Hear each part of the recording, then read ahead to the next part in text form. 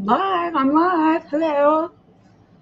I always get really nervous before I go live. I don't know why.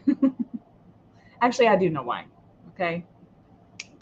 I'm in a mood today. So I get nervous when I go live because I seem to think no one will show up. Even if no one does, I still like talking. So it's just like making a YouTube video at the end of the day. But I'm always like scared that, I don't know, no one will show up and then I'm end up talking to myself, you know? Hey, Ange. I'm so glad you're here. I was just saying, I get so scatterbrained because I'm like, oh my God, I can't cuss. I can't, I can't fart, like, I get so bogged down with the lives sometimes. If there's not a theme, usually my lives have themes though. So, hello, Monica and Joshua. Joshua, have you been on one of my lives? You've been a commenter for a while though. Hello. I'm super excited about tonight though, y'all. Like, family went to dinner.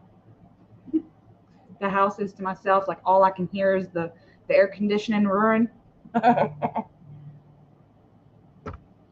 I'm ready. Don't hold it again. Well, y'all know that, like, on my channel, I'm pretty I don't know what you call it, bolsterous anyway. I tend to cut out the more explosive rambles, but I don't know. Lately, I've gotten into the mindset that I don't really edit that much. Like, I'm not even gonna edit that out. Like, when I go back to the beginning of my channel, it's like been almost 5 years since I've been on YouTube. That's crazy. Okay, crazy. But when I go back to the beginning, I think, God, I edited so much out. Like, well, I will say the trajectory of my channel has changed because I used to teach a lot, not teach, but give my opinions on things, and I would like have not a script, but like bullet point notes in my notebook, and I would like look down and be like, okay, yeah, I'm on track, or no, I'm not on track. I went way the hell off there, and so I'm like looking down, and I'll cut me looking down out and stuff like that. But I feel like my videos were more structured back then, and now I've gotten kind of used to it, and I'm like, eh. Speaking of outspoken, I wanted to talk about something. I'm not really sure how this is going to go over well with the people that might, watch this, but I made these books for a reason. Synthesis Oracle started with a pencil and a pen, and I wanted to do something Oracle based because I'd gotten into like the tarot rut, I guess you could say. I've always, ever since I started divination, I've always loved tarot. I loved the structure. I love it. And I always reached for it. I've never reached for my oracles that much. I had a few that I would love to go to and things like that, but I never like grabbed at them. I tended to always grab my tarot. So number one reason I made this simple oracle book thing was to get me in touch with those oracular parts of me that I already knew existed, the imaginative parts. And for a while, I felt creatively stunted by my YouTube channel because there were some, and I'm not even going to blast people here, okay? Because that's not what this is about. But for a while, for like, I don't know, maybe the fourth year, no, not the fourth year, because that was last year, maybe the third year of YouTube, I started to feel like I was kind of stunted, and I would share something and I would be like, oh my God, yes, I shared this, I'm proud of it. And then I would see it somewhere else, like 6 months later, right?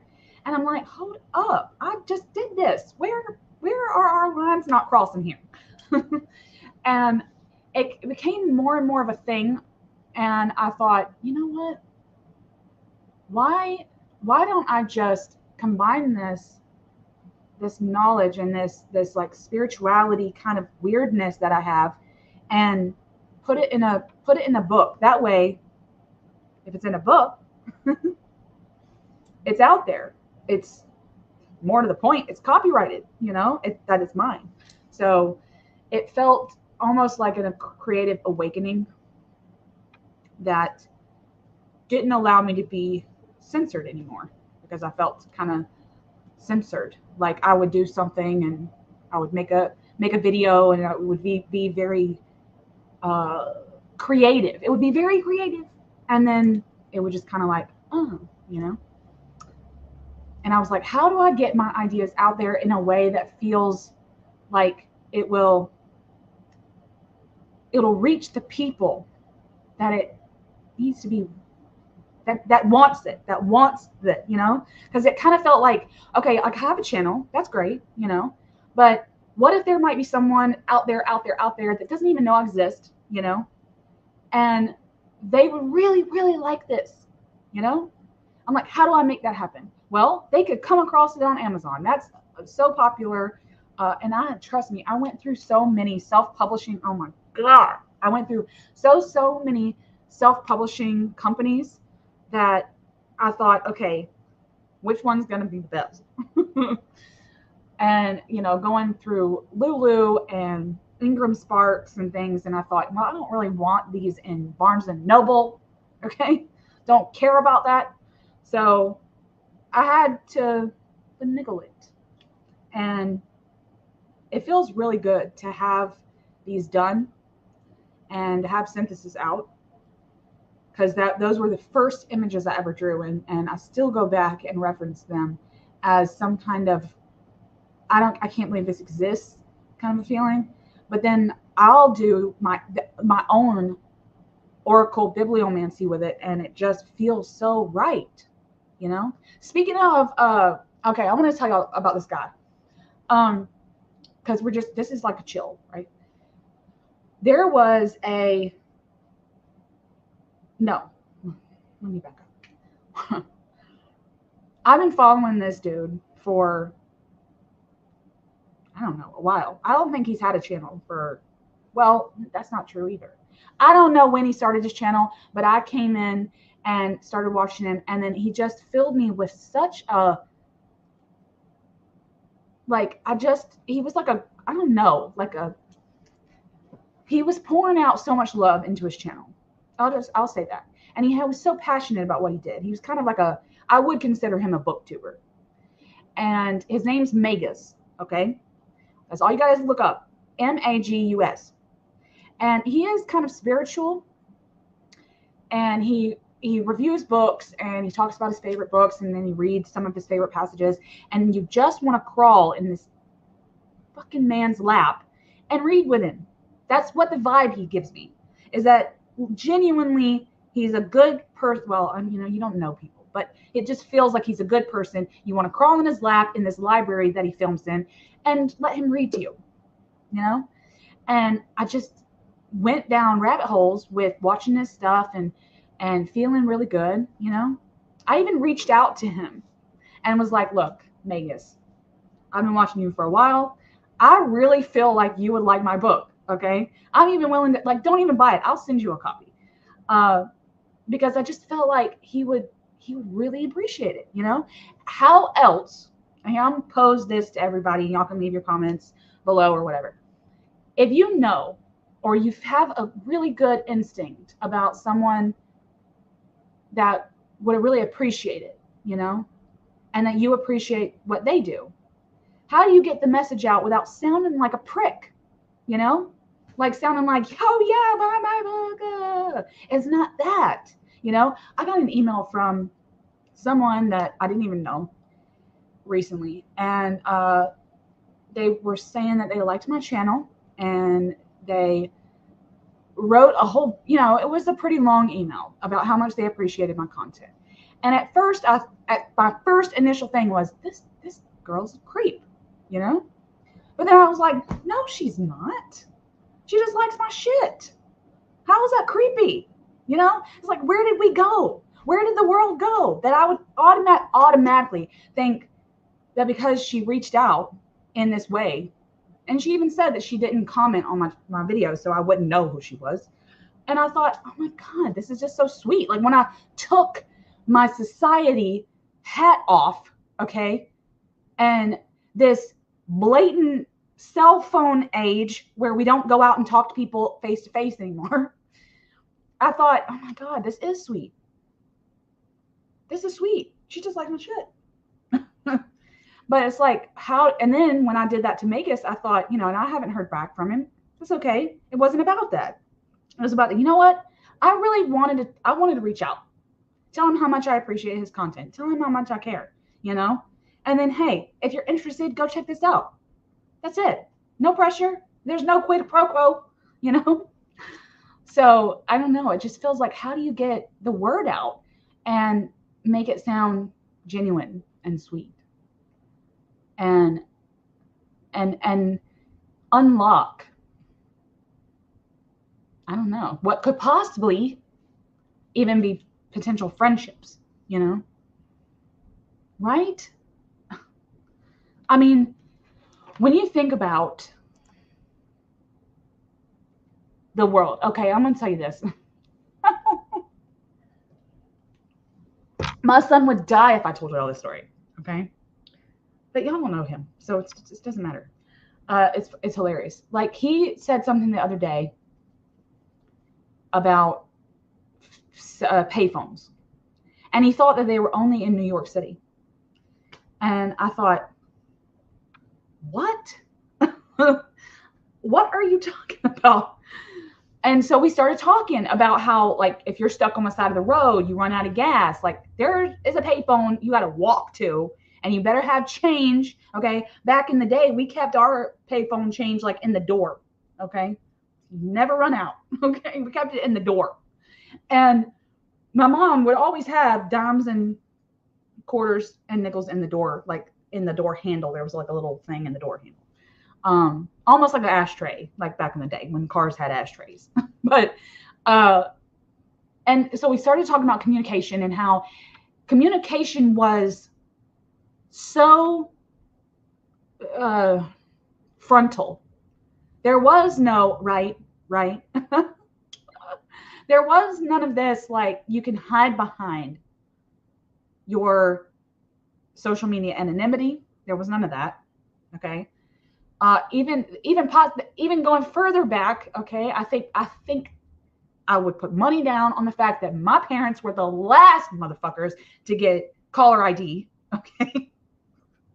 So we didn't know who was calling, and there would go, like, if telemarketers would call, we would just not answer the phone for like a week, you know? I couldn't even talk to my friends, nothing. Like, we're like, oh, nope, this is a telemarketer, nope, you know?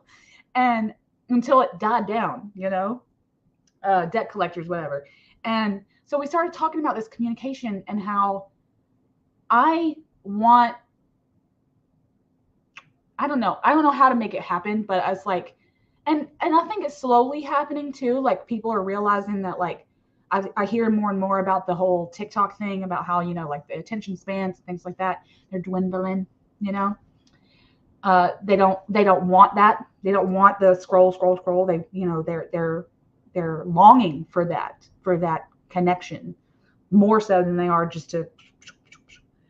And so I'm seeing that more and more out there, but I don't know if, I mean, I'm not saying I want to duck us back to the Stone Age. Okay. I don't want to duck us back. Cell phones have done so much for us, but at the end of the day, I'm like, okay, how, you know, we can still screen calls if necessary. How you doing? And, you know, we can talk to people in a way that doesn't feel so electronic. I don't know. It's like, you know, after having, you know, the baby, it's like, gosh, first of all, I have to start all over. And I don't know what the hell, like, if I had known what I knew now back when I first had my babies, my first two babies, 16 years ago, I'd have been like, no, the world's not going to do that. The world's not going to do that. And then with baby, you know, a year and a half old, I'm thinking, God, what the hell would the world be like in 15 more years? I can't even imagine. So it's like communication has gone weirdly. It's gone somewhere that we're not. Okay, I'll say this. I don't believe communication is valued anymore. You know, I knew the names of the convenience store workers.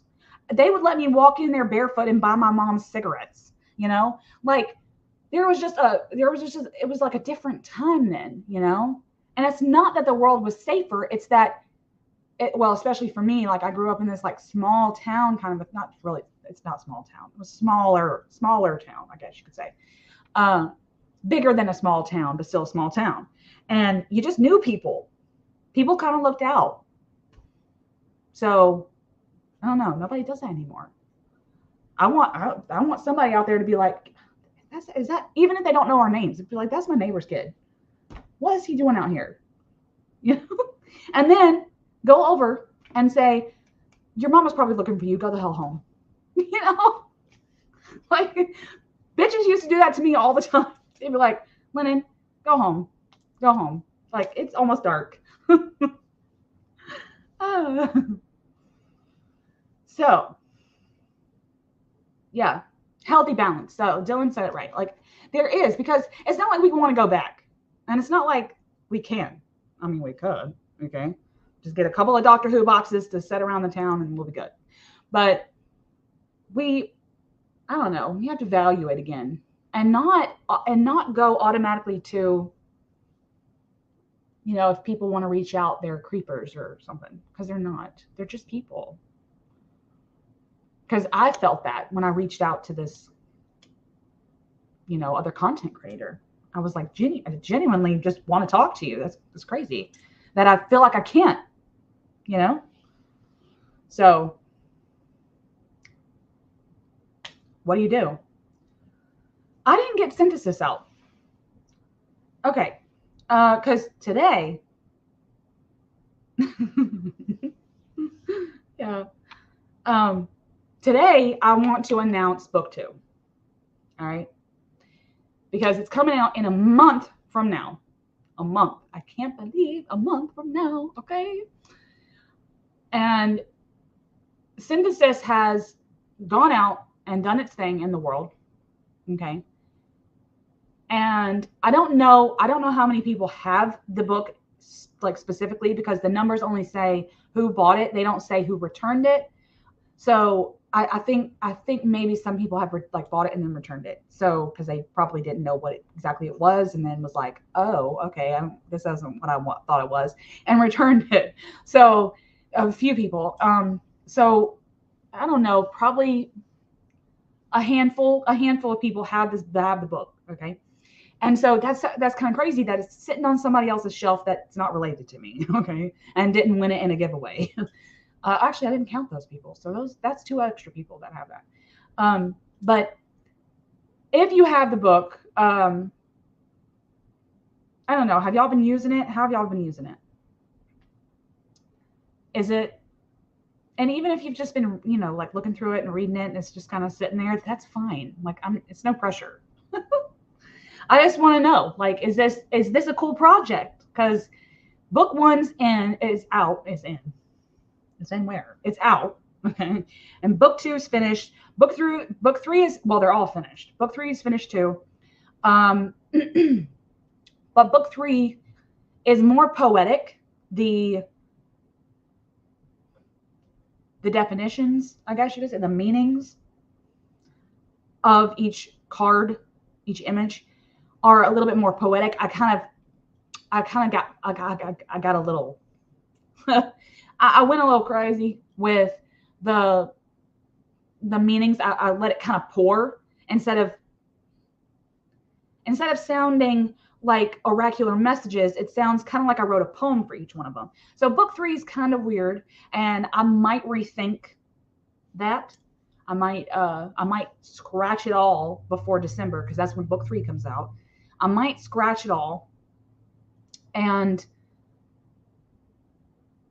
go in with like what I've done with book 1 and book 2 and gave like an actual like, here's this and this is why I drew this and this is why this makes sense and la la.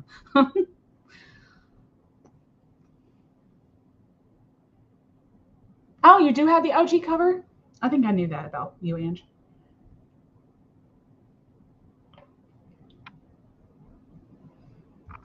Nice. Nice.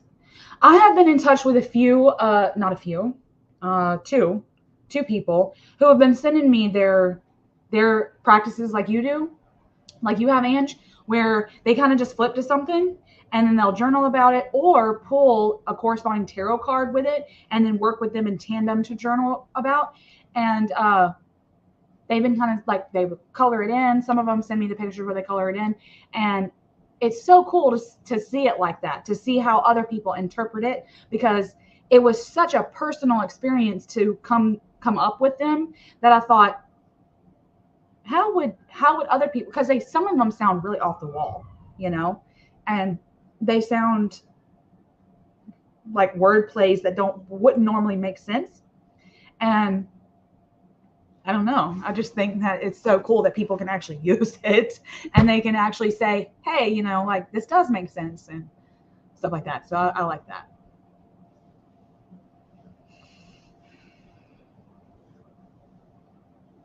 Yeah, Monica. Yeah.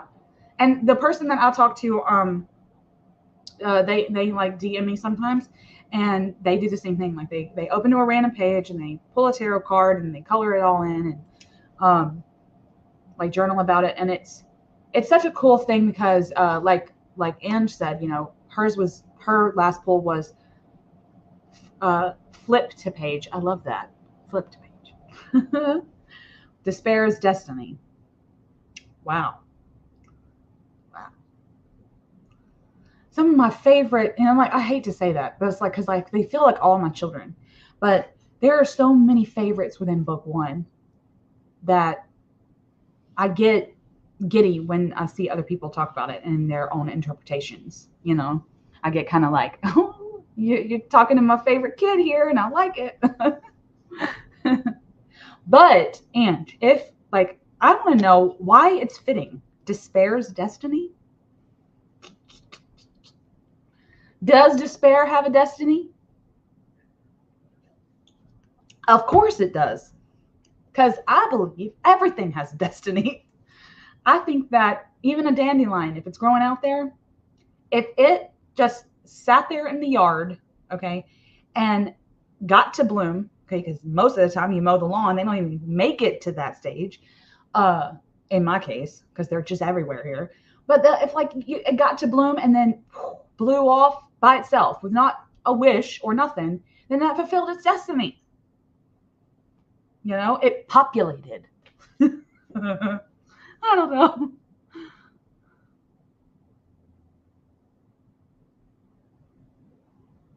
Oh, well, I'm so sorry, Ange.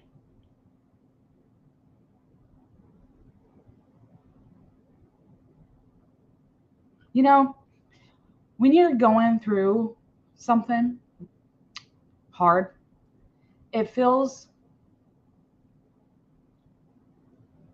Oh, okay, I'll say this because I'm not a goddamn counselor. I can't even stop myself. But isn't tarot and oracle fucking great for that stuff? Like, I pulled 6 cards the other day about a problem that I'm having with a family member. Okay. And I've been grappling hard, like griefly, of just setting them free and never talking to them again. And when I pulled the 6 cards to lay out, like, you know, why I'm sticking around, why, blah, blah, blah, blah, and it unlocked so many things that I didn't even think about the relationship itself, you know. And even when I'm like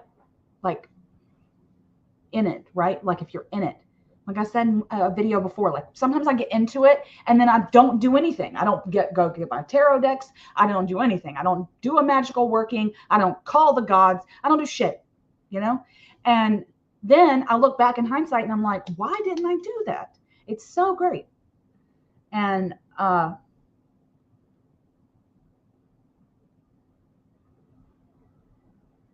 Circling the drain. I love that analogy because it does feel like that sometimes. It does feel like when I wrote that, okay, I'm going to tell you what I pictured just to kind of bring the vibe back up, okay? Have y'all seen, okay, it's not popular. It's popular, okay? It's the Pirate of the Caribbean. But I think it's at World's End. I think, okay? But there's a scene in that, okay, I'm pretty sure it is at World's End, where they release Calypso, okay? And the drain, not the drain, the ocean, okay, starts its little, and the ships are, they're battling out in the, like, they're going down a drain. And I thought, we were just had that on the TV, watching it. And I thought, this is what depression feels like. Like you can't catch yourself, you know?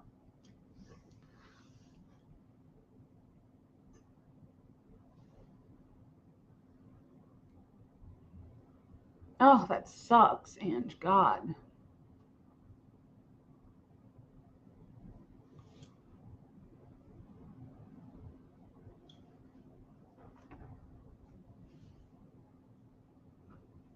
It doesn't seem like that too, Like, you know how sometimes when you're down and it seems like the universe wants to kick you again? In my life, they come in threes. Like something bad will happen, or just like, low time, right? Like a low time. And then something will kick me. And I'm like, it's not like I'm already down here on the fucking ground, And then something else happens. And it pushes you kind of further in the ground.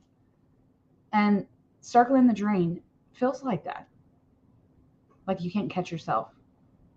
And then until a moment happens. And again, I'm not trying to romanticize what you're going through. Trust me. Okay, I'm not. But what it felt like to me, this despair is destiny, felt like, I've been trying so hard to catch myself going down the drain.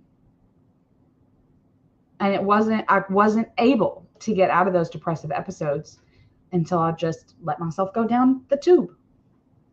Let myself go through it. I'll go through it and I'll just sit there and I'll just cry and be emotional. And like a cartoon. I saw myself as a cartoon going down the drain. Like those two ships battling it out, And then Davy Jones just down the drain. And it was like, even that, he hung on to the last possible minute, but he wanted to be with Calypso. I didn't ever understand that. Why didn't he just cast himself out into the ocean? I don't know. That didn't make sense. But anyway.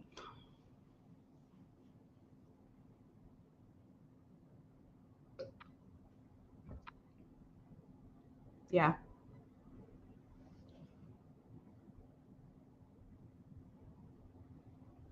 You will be, because you're so strong, Ange.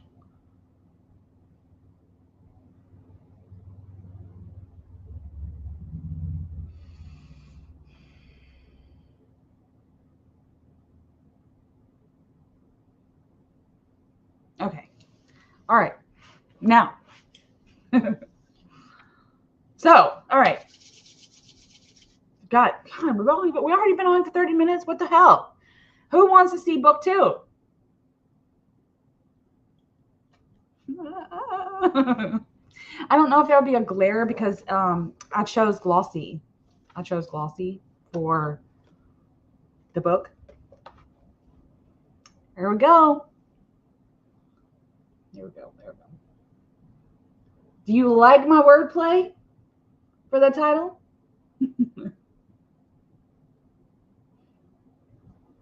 So instead of synthesis oracle, this is oracular synthesis.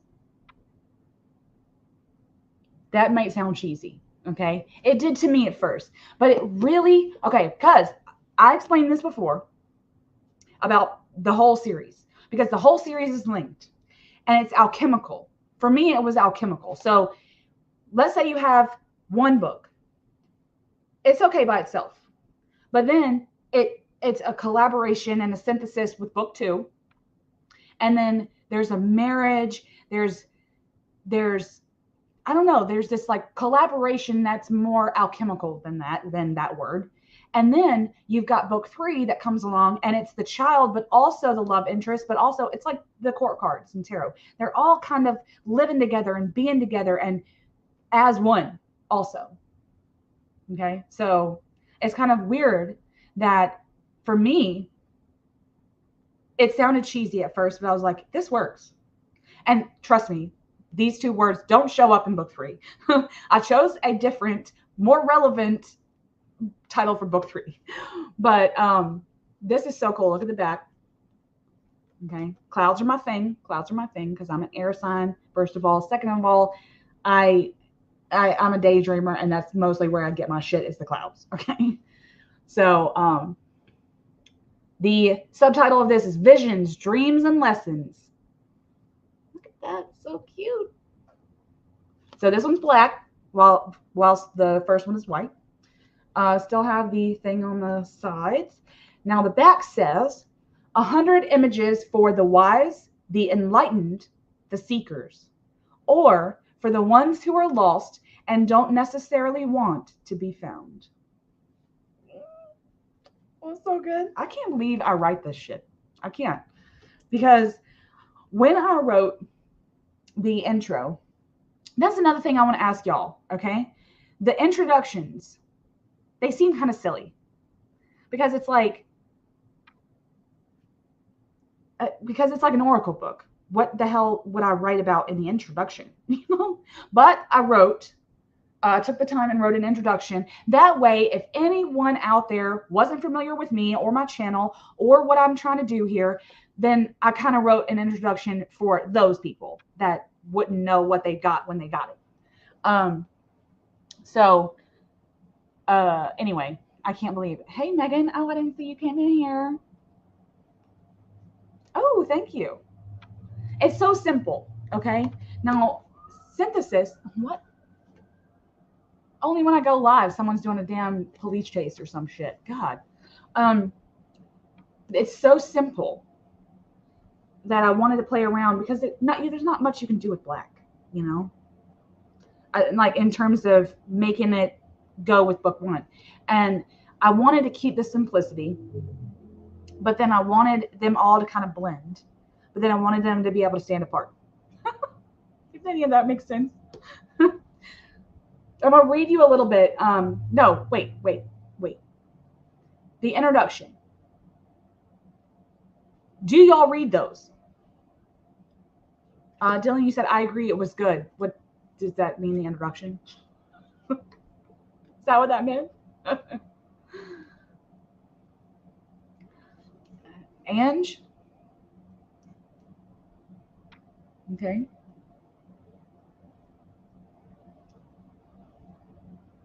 That's all I'm going to say. Okay. I'm glad you're here too, Megan.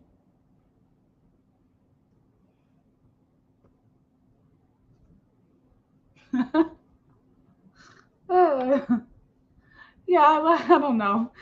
I really don't. And I did this thing because in some books that are series, you know, like even if they're novels, right? And they're like a series of books, they do this thing in the very beginning where it's like it names off the other books. So I thought I would do that. So I wrote Synthesis Series. I can't do this one that way. And then I wrote Synthesis, Oracle, and Oracular Synthesis. And then book 3, of course, would have all 3. And then that could kind of tell the other people that there's other books. Not that Amazon doesn't do that, because Amazon does do that, because I put them in a series. So automatically the people that would like pick these books up at random would see that they're part of the series. So that's cool. Now let's see what to do. I want to give y'all some sneak peeks, okay?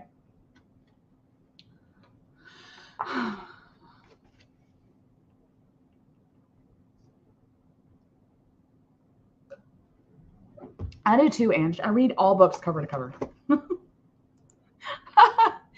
Now I'll say this. Okay, I will say this. Like I picked up a book the other day that I'm gonna read this fall because my TBR has seasons, y'all. Like I've got a book that I'm two books that are on my summer TBR, and I'll have to read this one first and then this one, and then when school starts, I'll have a little bit more time to myself during nap times and stuff. So it's like, okay, I'll have that kind of time, and then I'll like want this for pre-fall books, and then it's so weird. I got like a system, but then I picked up this book that was like this fucking thick, but it's got 3 introductions because it's been tweaked by a few people like since the book was written, and I'm like, okay, I'm not reading all that. I'll read the introduction by the author that was written in 1945, but not these new people. I'm not going to read all that.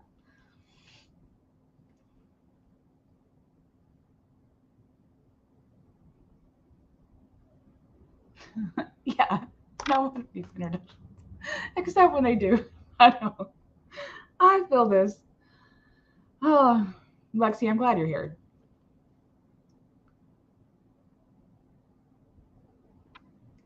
That would be cool too, Megan. Because the people that go on Amazon, well, first of all, in my author page, I didn't want to write like, hey, check me out on YouTube. Like that sounds pretentious.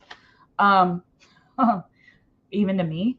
So I was like, eh. But then I wrote in the very back in like, this weird author page that says, hey, by the way, I'm on YouTube.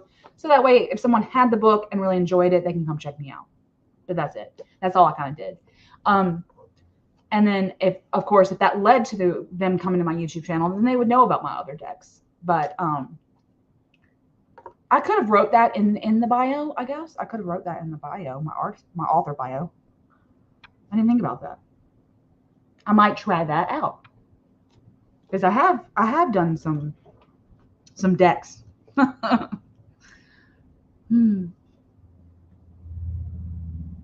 I feel the same way. Okay. If it's a tarot book, the introductions usually read the same way.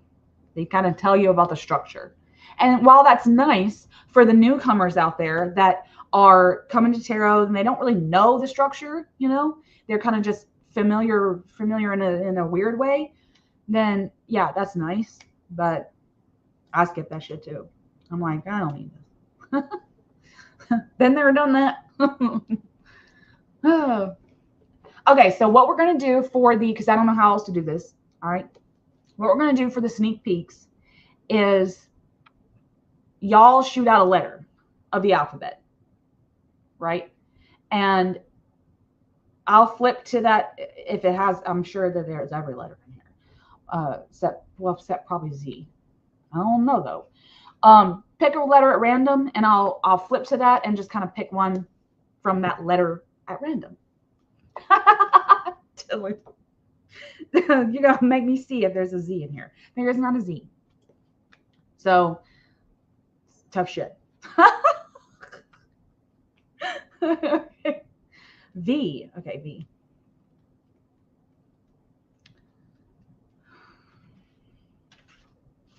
Okay, V. V for jet. Villain's world. Okay. Villain's world. The villain has nothing to lose. It's what makes them the villain. Much like the artist and their muse, a villain must have a hero fighting against them. Otherwise, they win. Otherwise, they succeed in burning the world. So this is like kind of like the juxtaposition between, well, more so to the point, it's more about the dichotomy, like artist and muse that I had in book 1 with the Muse's Laboratory. This is more about the hero versus the villain. Am I unfocused? Damn. So, how do y'all like that? Simple. The world's on fire because there wasn't a hero. Did we not let the hero go? Did we not come up with a champion? Like, what is this? I don't know. The way the world's going right now. Okay, what's the next letter? N. While I'm looking that up, y'all tell me if y'all like if that wasn't too, because I don't want to traumatize people with these oracles. Mostly, I don't. Mostly, I don't. Okay. What was the next letter? Oh, N. God, brain.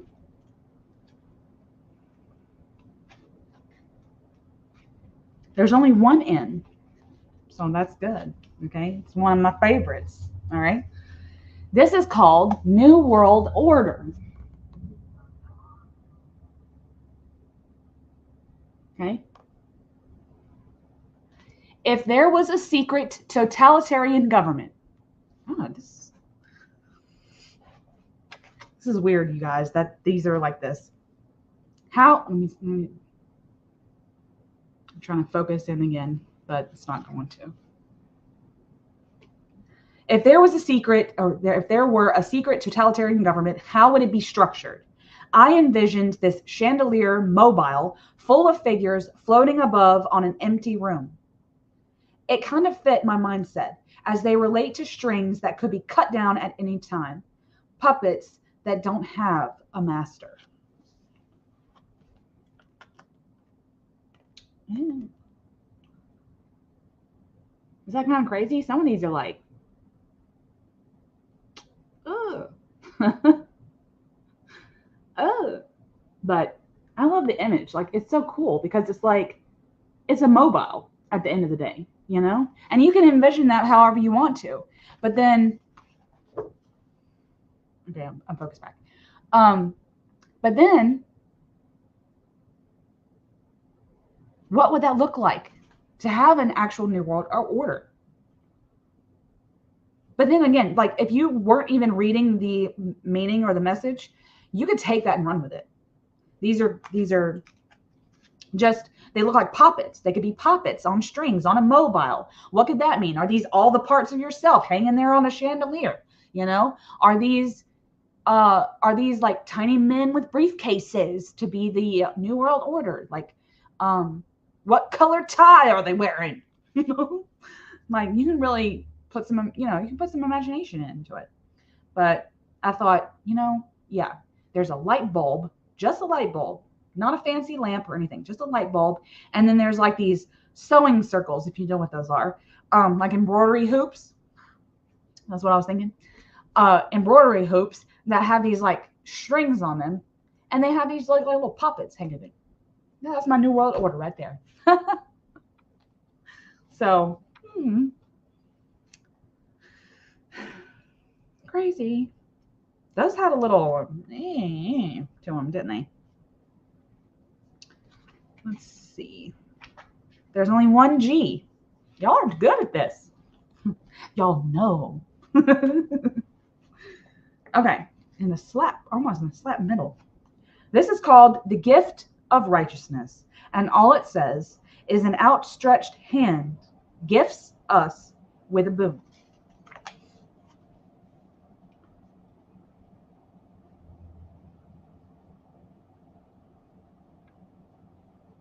It's about boons. It's about gifts. It's about the outstretched hand. It's about altruism. It's about greed. It can be about any of that.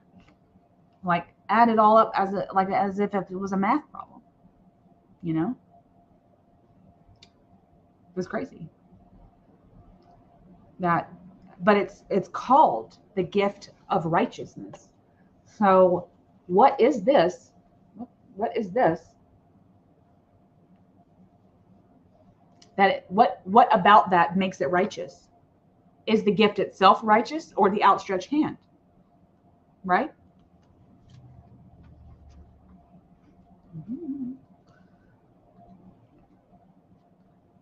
All right. D for Dylan. Damn, some of these are harsh too.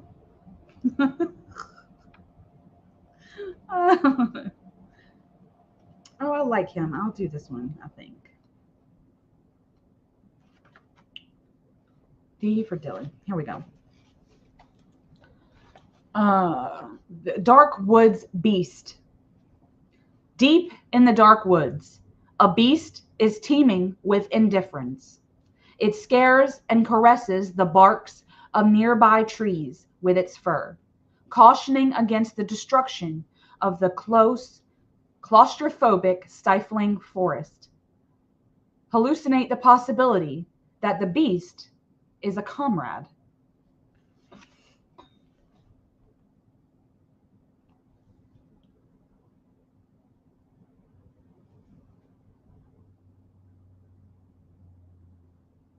How do you like that, Dylan? Does that resonate with you?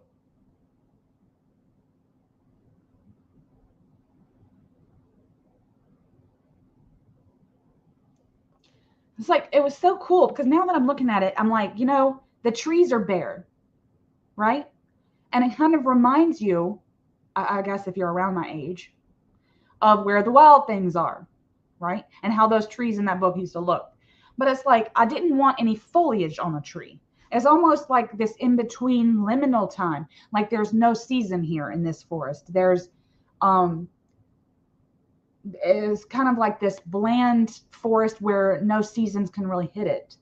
And I don't know. It just looks like, oh, excuse me, it's a dark beast or a dark wood, not a dark beast. It's a dark wood. So it's something scary about it, right? Maybe possibly this is even the forest of spirituality, right? Like Baba Yaga's forest, right? But there's a beast here. What if he's a friend? What if he's a friend? It does give 6. Okay, the previous one that we were talking about, Gift of Righteousness, gave me 6 of Pentacle vibes too. Like, you know, yeah, isn't he so cute? Like, there's so many beasts that I adore, like Ludo from Labyrinth. He was so cute, right? But you're scared of him, and he's in this dark forest. It's like, so you automatically assume that he's bad or evil. I'll say evil, but look how cute. He's so cute with his little fur. I took a little bit more liberties with my pencil in book 2. But I don't know. I like him. Because you know how like they're simple. They're supposed to be simple images for these oracles, but I thought I'm gonna be a little bit more aggressive with myself, and not that this is aggressive, but I'm gonna allow myself to be a little bit more detailed, I'll say, than I was in synthesis. So, what was the next letter? Let me go up here. Oh, okay. Oh, hi, Marlena. Why did I say your name like that? Marlena. I know how to say your name. I don't know why it came out that way. Hey, Marlena. Oh, no. This is book 2. This is book 2's party. Book 2 is coming out a month from now. Around August 9th. When you're dealing with Amazon KDP, you don't know when the fuck it'll go live, but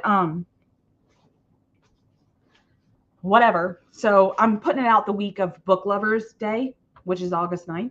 So exciting. So I wanted to give a little sneak peeky poo of book 2, Visions, Dreams, and Lessons.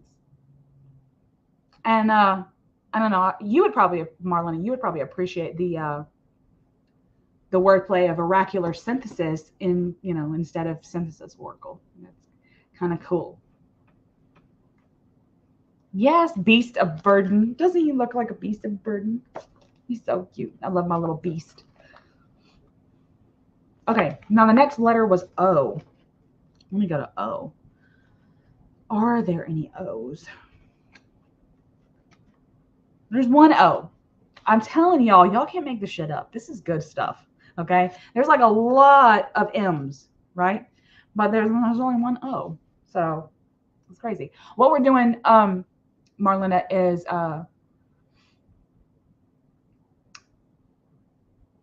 like y'all are randomly giving me letters, and I'll just flip to one and show you sneak peeky poo some images. This one's called Oil and Water. Okay, really simple image. Oil and water will not mix. Those iridescent puddles make me think of oceans full of trash and human debris. I can acknowledge beauty while recognizing the horror of earthly disrespect.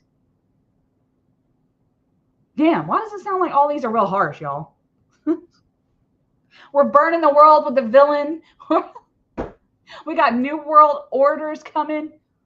What the hell did my brain go? Now that I'm looking at it, I'm like, maybe this will be a good book to have this part of the year, if you know what I'm saying. Okay, like August to November. All right, maybe this will be a good book. But it was wild. Like when I looked down, oh, I didn't show you the image. When you look down at one of those puddles, where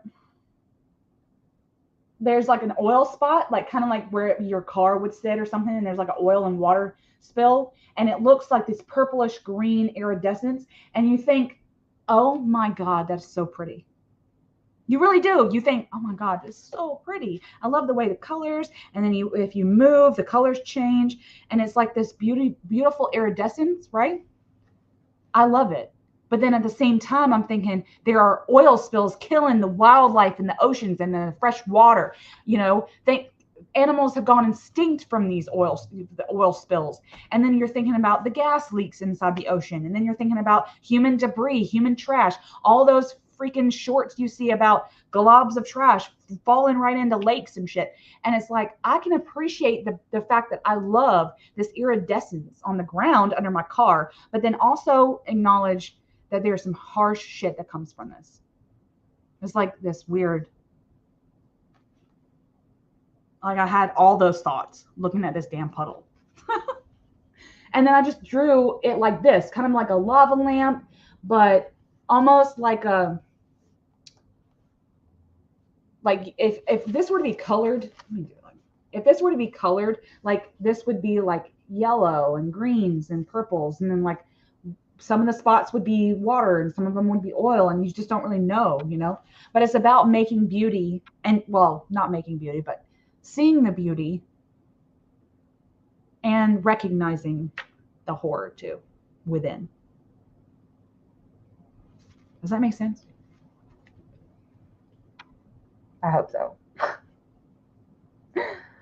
Oh. Yes, there's beauty in the duality. Yes, Monica, there is.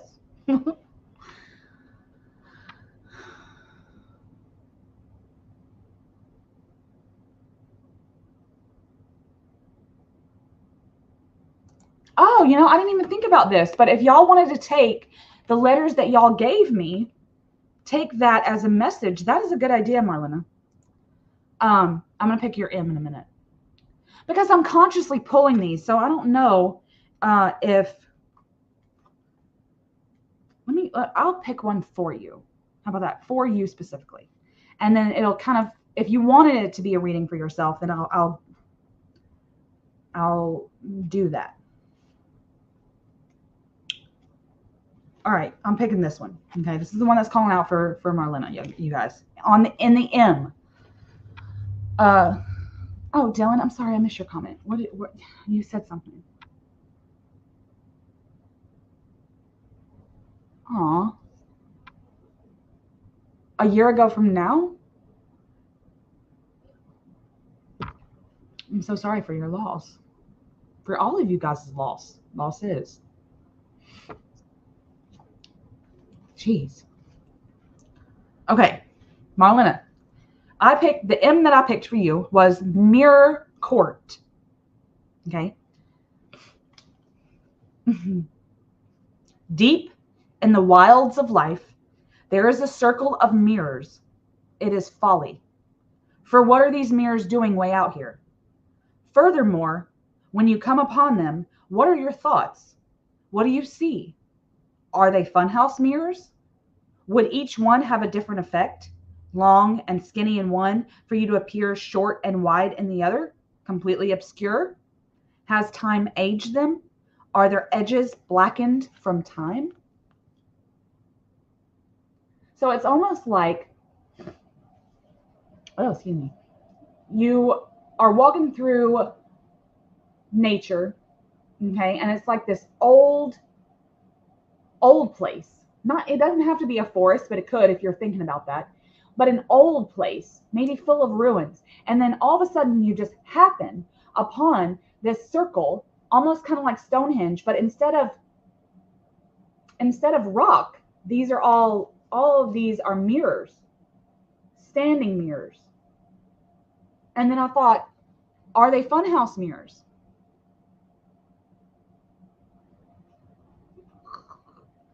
Oh, this sucks, yeah, guys. Doesn't it? It'll redo itself in a minute. So it's about like your in terms of a vision, okay? There we go. In terms of a vision, I got to thinking, I walked, this was a vision I had. I was walking, and it was like this old, the grass felt so thick, like thick, like thicker than I have. Like it had been there for centuries. And I just happened upon this open field with this mirror court. And I knew it was called the mirror court, a bank of mirrors in a circle that was trying to tell me something. And yet I didn't know what it was. I could see myself in the mirrors, and I didn't want to go. I wanted you guys, whoever like picks this, to think about what the mirrors actually are. If they are mirrors, then you be reflected no matter what, right? And if you're not, what would that say? But if you're reflected, how is your image? Is it distorted in any way? And then what does that say about how you perceive yourself? Are these others' opinions about you that you think matter? Like, that's what I was kind of getting. The mirror court, because you've somehow put these mirrors in this circle yourself, but they've been there for hundreds and hundreds of years. Does that make sense?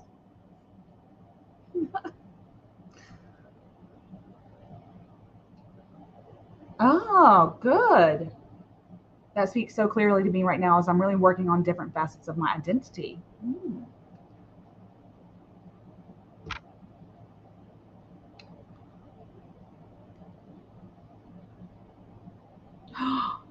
Ooh, how many mirrors are there? 1, 2, 3, 4, 5, 6, 7, 8, 9.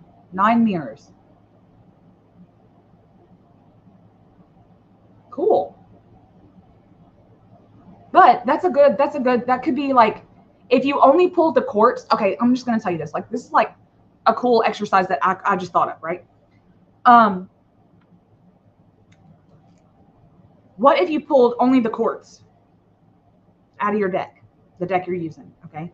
And then say you picked this, or consciously just flipped to this knowing that this was there, and then laid out in a circle 9. You like shuffle the 16 cards and then pull 9, right? I don't know what's going on with my nose. Pull 9, put them in a circle. What is this one saying to this one? This one saying to this one. This one can't even see this one down here. And it's like, think of it that way. Like, man, I want to do that. I'm going to do that. That'd be cool. Or any tarot card. Put tarot cards in a circle. I've done this before, actually. Put tarot cards in a circle and see how they kind of relate to the sitting next to you. Mr. Pink can't sit next to blue, and, you know, orange is allergic to green and shit like that. Like, I've done that kind of thing before. Okay, Dylan wants to know, as the rule breaker he is, what's on page 23? Okay, I don't number these, so I'm gonna have to count them out. Oh, yay! 1, 2. I'm starting at the drawings, so I hope that's what you want.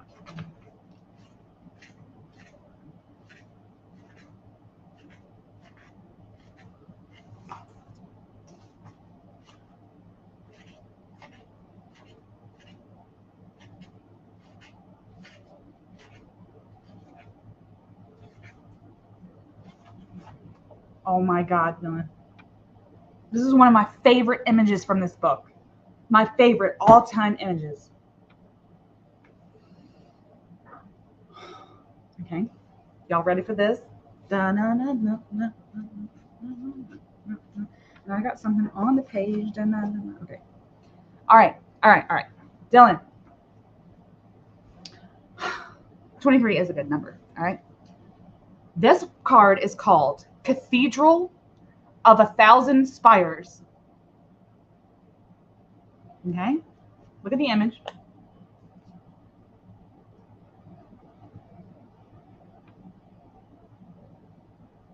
Okay. Now, let's go back. Try to focus on me again. A boundless cathedral, a vast expanse of spiritual reverence. 1,000 spires grace the ether. Each represents enlightenment and ascension to paradise. The doors are always open. As you enter, the dark corners draw you to the lit sanctuary. Disembodied chants can be heard. Candle smoke fills the air. You sit a spell. You pray, silent as the grave.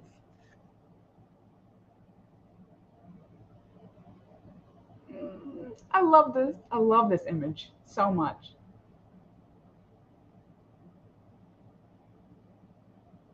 Like, it's so simple, you know?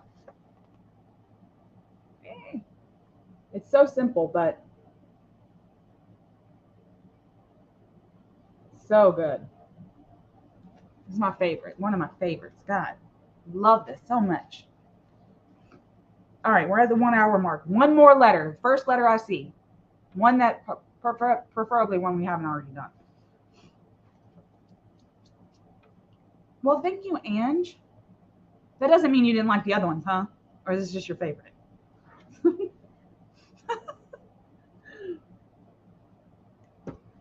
B. All right.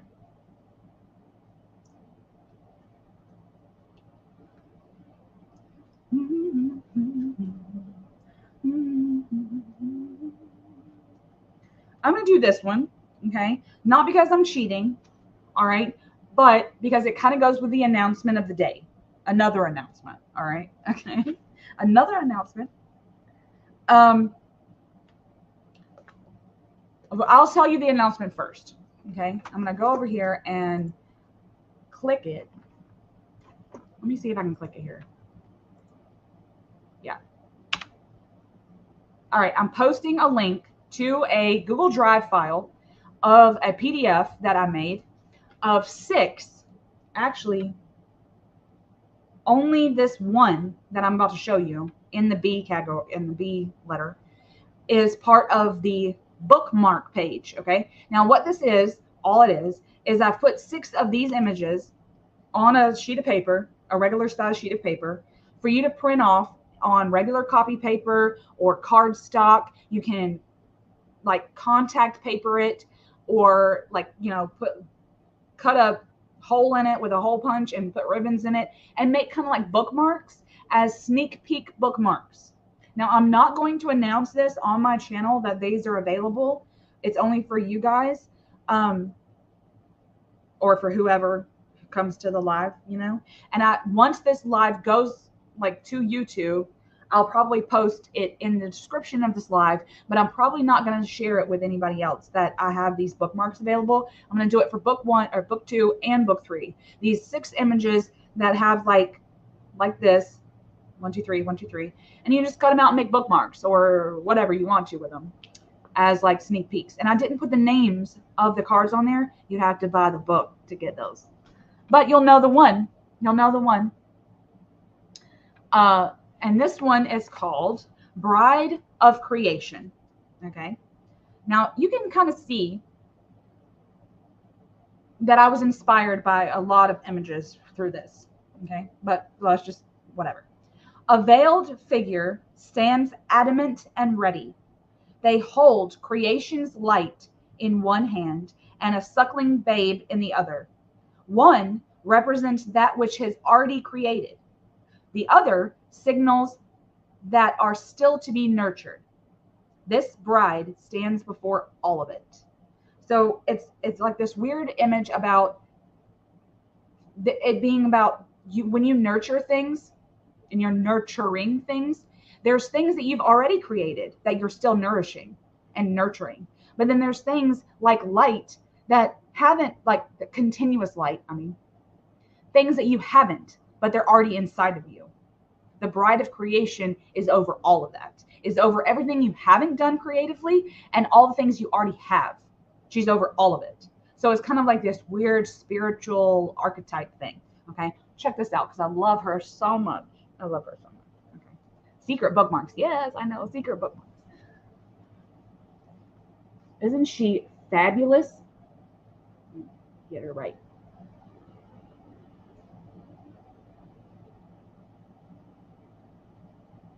I don't know. I just love her. Like she's carrying the sun or the moon or something. Some kind of, it's kind of like, this is supposed to be like light or something, but she's supposed to like this bride, but it's not about her being the bride. It's about her being this veiled archetype. But then also, what are you suckling right now? What's at the breast trying to come out of you? What's trying to be created? And then what have you not created that you know may be in your body to be created someday? Like you have an idea, thoughts, whatever, and you want to manifest them someday. You're like, you know what? Someday I'm going to do that. Someday I'm going to do that. All those things lurk under the bride of creation's dress. And she ain't even wearing one. She ain't even wearing nothing. So, I don't know. I thought this was really cool to end with. I was going to draw your imaginings. Okay. Now, I'll say this. All right. Let me go back up and see. Yes. Right? It was so descriptive, the cathedral, and so descriptive. Loved it so much because that vision took me, because when I was standing out, okay, I'm gonna tell her about the cathedral. When I was standing in front of this cathedral, it was so fucking huge that I couldn't see it all. It was like there were spires and towers and things just up, like that were going all the way up, and it was like in mist and things, and it was just so humongous. But the door, this big echoing door, when you open it, echoes, and there was just like this silence that is scary. And then the door opens and bangs off the stone. It just echoes because it's so silent inside there. And then the corners of the entire like huge cathedral on the inside were dark, except for this lit sanctuary. It was just surreal. So yeah, it was pretty crazy.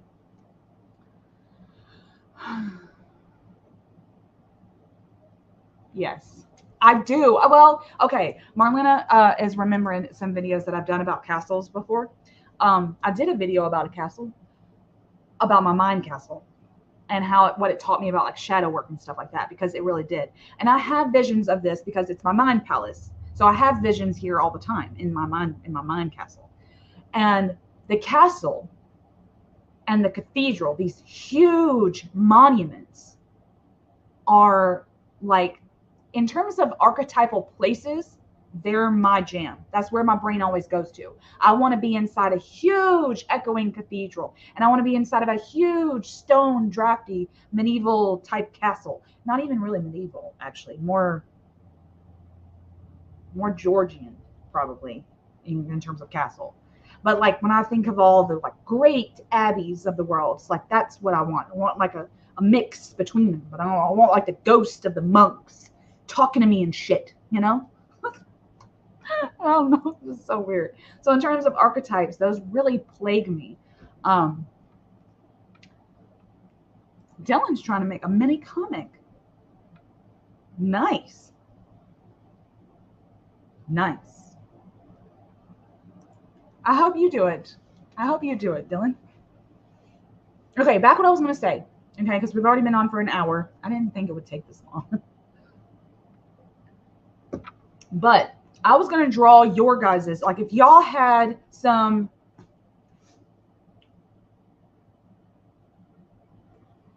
what do you call it, word plays, then I could have drawn that, like, and it could be like this weird, like y'all come up with the oracle names, but I didn't know if anyone would or anyone had any or whatever. Because when I think about the word plays like this, like Bride of Creation, like who the fuck is that? Who is she? The Dark Woods Beast, they're very archetypal in nature. But then also, it's like some of them, I'm going to tell y'all something. Looking at this, I mean, I may give some more sneak peeks, okay? Download the bookmarks to see some of the other ones. Because some of these, the ones that I shared tonight, aren't even the good ones. I mean, they're all good. Okay, I'm going to say that. They're all good. I love them all. But some of these are so good. So good.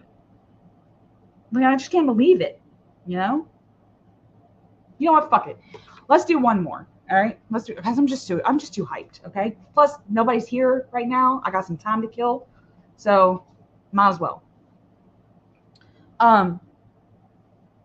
But God,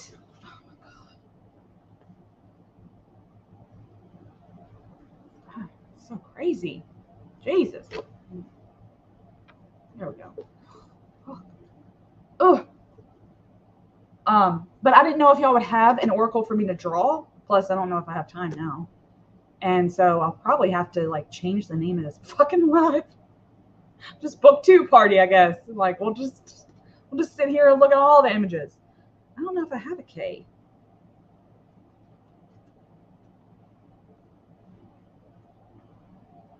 Draw JK. No, I don't have a K.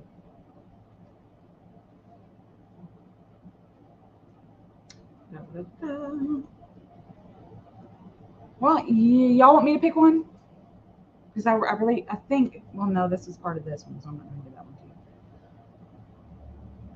Oh, shit. I knew that was going to happen. Share.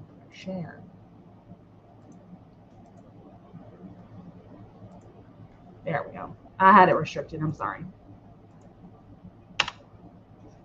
There. I knew. That always happens to me when I share Google Drive files. I'm like, ah. J for jet. Okay. J for jet.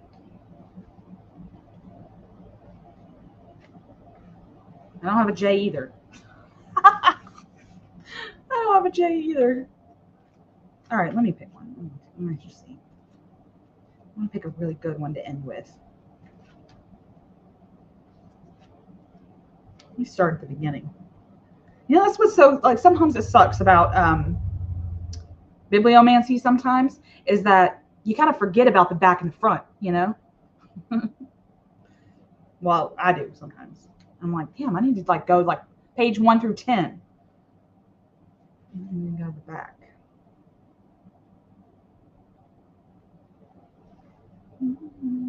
Oh, now look, I'll tell y'all this one too. I shared this one on my channel before.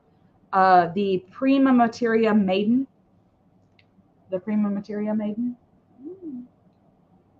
I can read her blurb because now y'all will hear the blurb that's based on her. But isn't she awesome? Like, I just love her. A lot of titties in this one, huh? Mercury, sulfur, and salt are the building blocks of creation. Formless material, mending the tapestry. A maiden is drenched in their otherness. She carries salt in her hand, careful of its shrinking nature to her delicate skin. Mercury pours over her and settles upon her hips, sliding down to make a pool at her feet. Sulfur, with its pungent smell, rests in her other hand. Any spark she may create from her passions will ignite her in a glorious bang.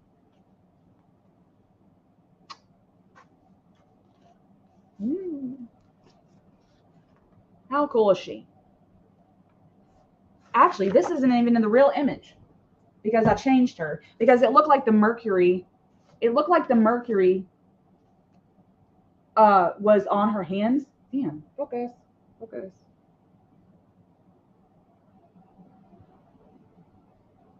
Focus.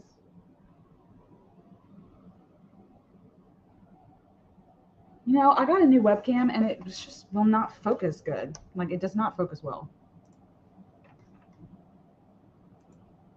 Autofocus.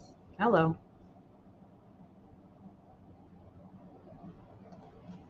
Well, I guess you just won't see me, y'all. Oh. There we go. Damn. That's not even the real image because it looks like the mercury in this one is on her hands too, but she's supposed to be holding the other two substances. So I redrew it and resubmitted it. This is a book that I purchased on Lulu, where like you can print on demand the books as like a preview for myself. But I redid the image, so there's salt and sulfur in her hands now, but it's still basically the same thing. And then this sliding down is the mercury. So that's a new image, but whatever, you know.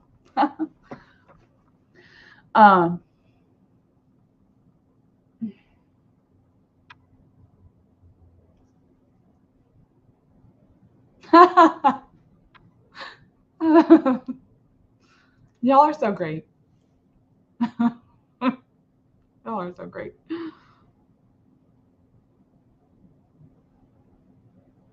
Isn't it because okay, when you do bibliomancy, actually Sorsha, another one of my friends, has a video on her channel about doing bibliomancy with numbers in like a very, very structured way.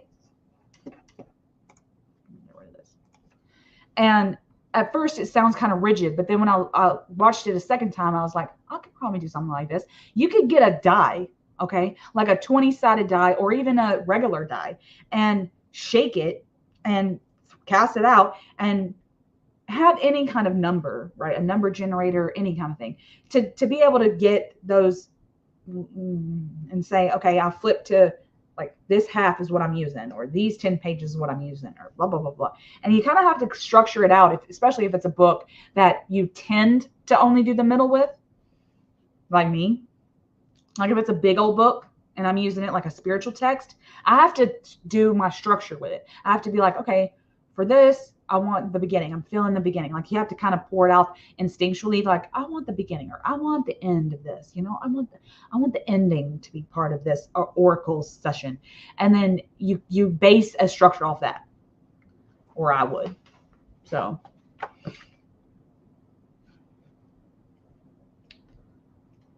these are just like, I just love these, you guys. I love them so much. And to be honest, some of them are pretty sinister.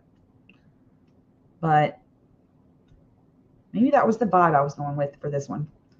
And it kind of makes sense because a lot of the ones in book one had a very airy and very, well, not airy, but airy, well, I guess airy fairy, watery,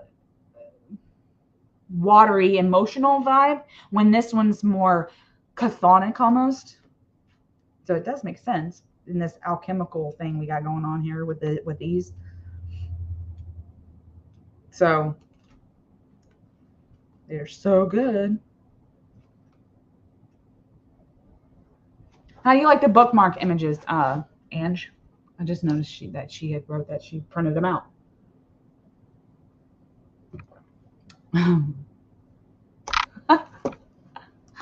Oh, Marlena, yeah. I have a lot of feral things happening in my oracles because that's just me, you know. I'm trying to think of another one. There's 5 that y'all wouldn't have seen in this preview, I guess you could say. But that's nice. It gets you excited. So, like I said,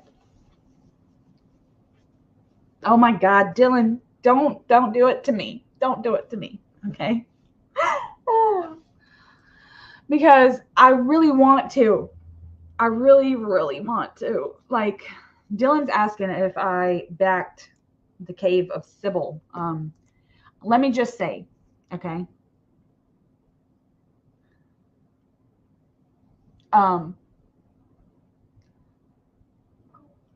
Excuse me.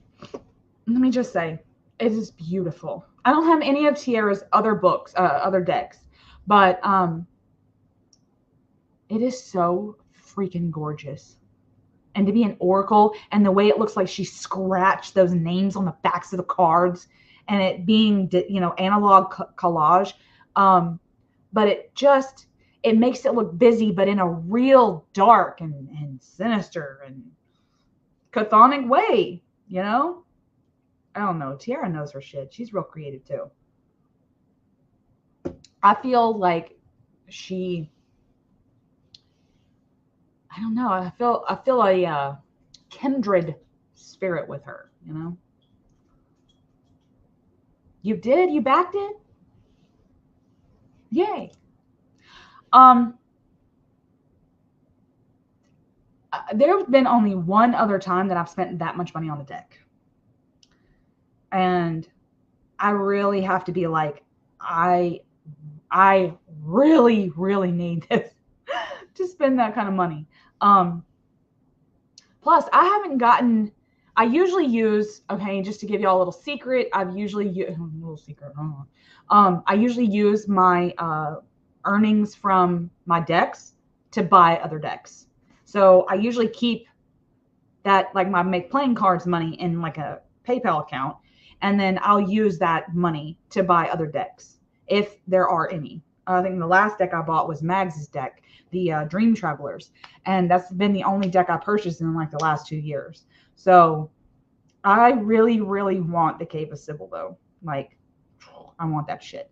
So, but I do want it, but I'll have to, like most of my purchases, I'll have to really talk myself into it. And like I was going to say about the whole Make Playing Cards, my deck sales have gone down, and that's understandable because I don't really talk about them anymore. I don't really talk about them anymore, hardly. Like in terms of a whole video dedicated to one or more of my decks, I don't really shout them out anymore. And I haven't made a new one because that's the trick, okay? If you put out a deck or put out a couple, those sales are going to go down because the people that you've marketed them to have them, all right? So the trick is, if you want it to become like, you want to generate like a monthly income out of it, then you have to keep making decks. But I haven't gotten paid for Make Playing Cards in like 3 months, 4 months. So, which means that you have to hit a certain threshold before they'll pay you. So that means that in the last 6 months, I haven't made over $100 in profit. So they won't even pay me. My money's just sitting in their account. So I don't have that kind of money. But in terms of like the Kickstarter, I'm thinking to myself, you know, if it has X, Y, and Z amount of time left, then I might just force myself to go ahead and buy it. And like with my own, like with my bank account money or whatever. And then like pay myself back when I get paid for Make Playing Cards, you know, like this is how I would have to do it because that's a lot. So yeah. Well, and some, like Tiara does good about that too. Like, you know, the Kickstarter's not the be all end all, you know, like, you know how some creators, and which is fine, okay, they do this for the Kickstarter, but they have a Kickstarter and then it turns out they only make that many decks or just like few to where they sell out, you know, first 5 on the waiting list. Then you're kind of shit out of luck on those kinds of ones. But Tiara, I think, is pretty good about having them in stock, like afterwards, like coming up with a Kickstarter for blank decks. Like she already has a number, right? And then say she's got, I don't even know, 20 or 30. That's a good number to have like in your Etsy shop afterwards. I will say that I notice about her Kickstarter is like right now it's like what, 70. Then like once the Kickstarter's done and it goes on to Etsy, it'll be like maybe $88, $90. So it does go up a little bit. So that's another thing that's worrying me, is that if I don't do the Kickstarter, I might not be part of this kind of weird discount thing, you know, and not in like a FOMO way, but in a like I'd rather spend $70 than $90. So, but it looks like it's going to be a really good deck. And 52 to 53 cards that are in the deck, because trust me, I've been looking hard at this thing, at her Instagram. Seems like a really cool thing to do, like a weekly card, to really dive into that cave, right? And then it's like one a week for that whole year, and just do like a 1 year with the Cave of Sybil. And each week you just pour through this, the archetype and the image, and just pour through it. And it's just like had this whole practice set up without even back the damn book, the damn deck. So, oh, it's weird.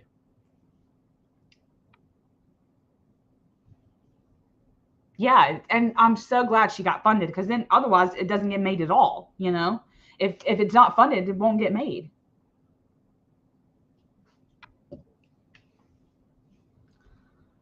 Yeah. Well, okay. So I'll say this. If you're okay, even if you're independent in terms of printing a deck, all right? Say I wanted to do that. Say I wanted to take my Wild Essence and put a box on it, and make there's a portion of Make Playing Cards where I can bulk it, like wholesale. I can ask them, hey, I need 200 copies of this deck. They'll make them and send them to my house, and then I am responsible for shipping them to whoever buys that. But I have to, all the money that I would have to have up front, I would have to buy every copy of those decks. So 200 copies at $20 a pop. That's X amount of dollars, right? Then once they get to my house in these big boxes, I've got to pay for packing material, shipping material, possibly even postage. If you don't have like a business account where you work with your post office, your local post office, you might have to pay for the postage. Then you have to send them motherfuckers out. So it costs a lot. So I think that's why I just went ahead and did Make Playing Cards, even though sometimes people message me and they're like, I love your decks, but they're so expensive. And I'm like, I know, I hate it. Like when they say, look, I really wanted your deck, but it's I could do $30 something, but I can't spend $15 on shipping. I'm like, completely understand. I'm so sorry. That's just the way the cookie's crumbling. And it saddens me so much that they're going to charge my people that want my deck $15 on top of the price that it's already set at. It's like I have to set it at a price where I get like $5. Like that's like my cutoff, right? I'm like, okay, like my Wild Essence I think is like 40 something, and that's only because of the card stock and all that. It's gonna cost X amount to make that deck, and so I only make $5 every time somebody buys it in terms of a profit. Then so they're thinking that's a lot of money for that deck. Then I got to spend almost $20 to ship it to me. Like that's insane. And with it not having, I'll say this. Okay, I will say this. People think Make Playing Cards, because it's print on demand, I believe people might assume that it's not as good quality as the indie. Like if you were to contact an actual like good printing company that has good card stock, good reviews, good boxes, stuff like that. Think Chris Ann's decks, right? Like she has somebody in her pocket, not in her pocket. That sounds bad, but she has a company, right? That's not a print on demand company, like a bona fide company, to make wholesale bulk decks. Then, she's got that in the bag. She has to have that bulk money up front, right? And she probably does from pre-sales, whatever, right? But I don't know if I was going somewhere with that, but now the fucking light bulb went off and I don't know where the hell. I saw a bird out there and then that's all she wrote. So now I don't know what the fuck I'll say. Something about decks and they being expensive and it's expensive to ship them places.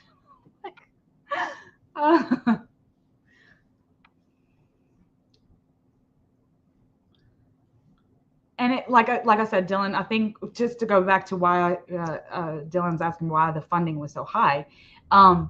If she had a set number and she's working with a company, like an actual company that's not print on demand, if she had a number of saying like, you know what, I've gotten a lot of good feedback off this, like from marketing on my Instagram, I'm envisioning selling at least 500 copies.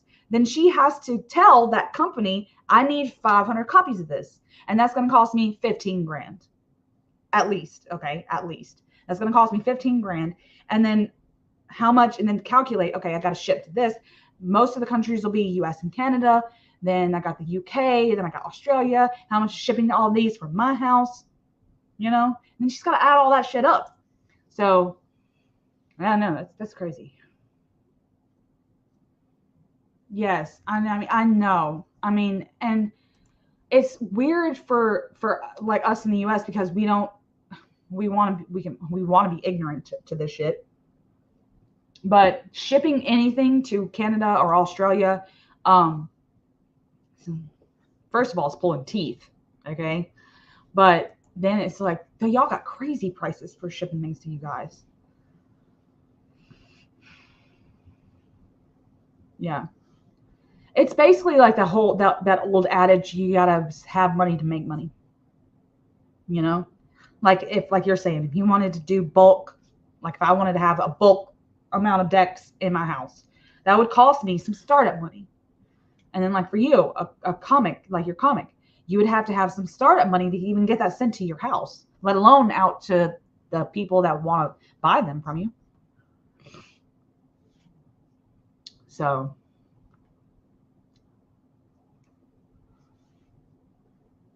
yeah, but I'm just going to say this. The Cave of Sybil looks amazing. And it looks right up my alley because y'all know me. That looks just like me.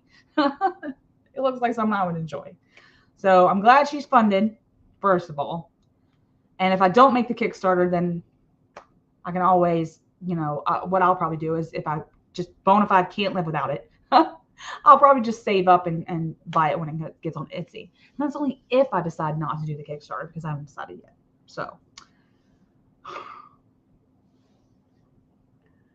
but anyway, so, all right. Well, how'd y'all like this? The bookmarks are working, right? The bookmarks are working now. I'm going to close this out.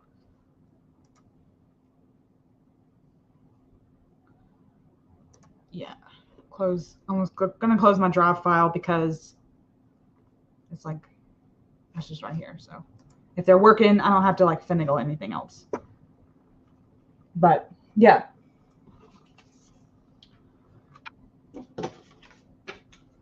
So I'm sorry I don't know why we got sidetracked. I got sidetracked. Okay, I'm not going to put any pressure on you guys. I got sidetracked talking about book 2 and didn't end up drawing anything. Because the way I kind of mapped it out in my head was that y'all would come to me with y'all's weird oracle musings and I would try to draw them out. But unless I had like at least a few to 5 people that were like bona fide, like, yes, I'm going to make some up. And that was the kind of problem. Like I didn't have anyone saying, yes, I'll think of something. Yes, I'll think of something. Then I'm kind of just like sitting here thinking, okay, I don't know.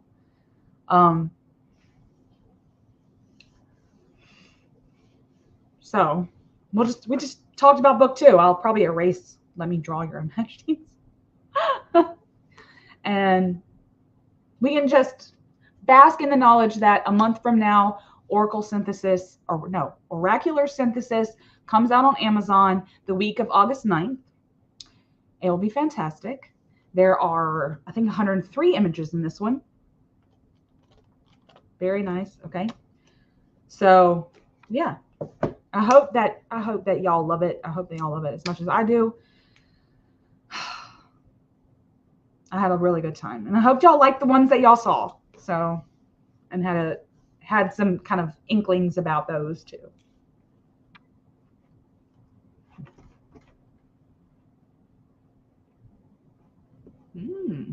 Dylan's buying some decks, y'all.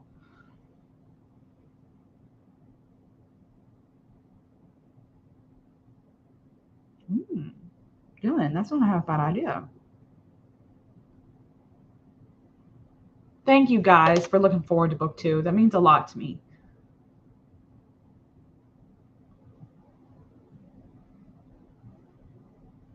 Wow. I'm going to get off and go look at that. Ange, yeah.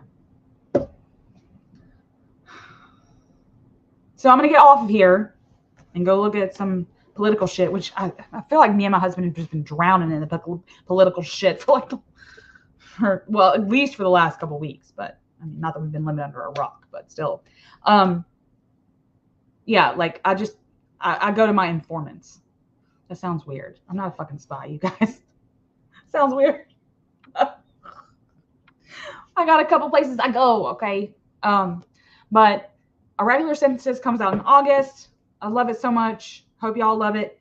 And I will be posting more community tab posts and announcing them in probably videos. And I'll definitely tell y'all when it goes live on Amazon for y'all to purchase. The same price as number 1, probably like $10.99 or whatever the price is of number 1. So it'll be the same price. So $10.99 US dollars. But anyway, all right. I love you guys. Thank you so much for coming. I'm always scared when I go live that no one will show up, and then y'all always do. Y'all always show up and hang out with me, and I love it. So I'll be live some, more times throughout the year, but we'll see. I had such a good time, y'all. Thank y'all for coming and hanging out and shooting the shit with book 2. Okay. Have a good night.